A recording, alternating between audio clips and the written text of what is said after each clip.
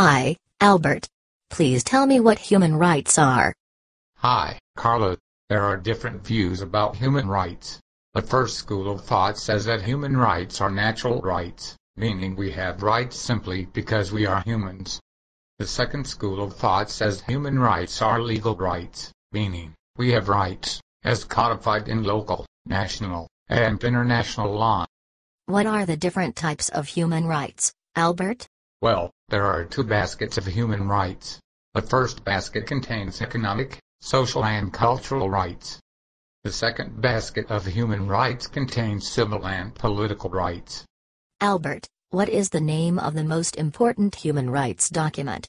The most important human rights document is the Universal Declaration of Human Rights of 1948.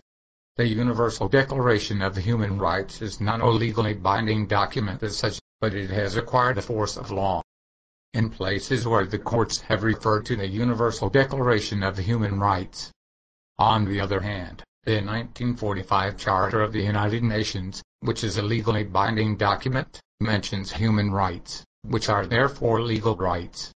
The 1948 Universal Declaration of Human Rights explains what the contents of human rights are. Economic rights include the right to work, free choice at work, just compensation, unemployment protection, favorable work conditions, and equal pay for equal work, and to join unions. Social rights include the right to rest and leisure, an adequate standard of living, and child care. Cultural rights include the right to education, full development of the human personality, participation in cultural life, enjoyment of the arts and the fruits of scientific advancements, as well as the right to the protection of one's interest arising from one's work. Civil rights includes the right to life, liberty, security, prohibition of slavery, torture, arbitrary arrest, detention or exile, recognition and equality before the law, fair and public hearing by an independent and impartial tribunal, presumption of innocence, effective judicial remedy, non-interference with one's privacy, family, home and correspondence, freedom of movement and residence within one's country and right to leave any country and to return to one's country.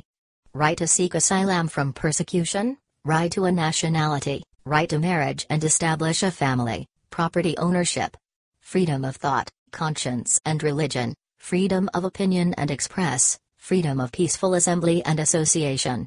Political rights referred to the right to take part in one's government directly or through freely chosen representatives, equal access to public service, as well as regular elections by universal and equal suffrage and secret vote. Human rights are too important to be left in the hands of the government. We, ordinary people, must promote, respect, and defend human rights every day. Here's to human rights, here and now. Credits for this cartoon about the Universal Declaration of Human Rights. Thanks to Ray Tai for making this cartoon about the Universal Declaration of Human Rights. Copyright 2011.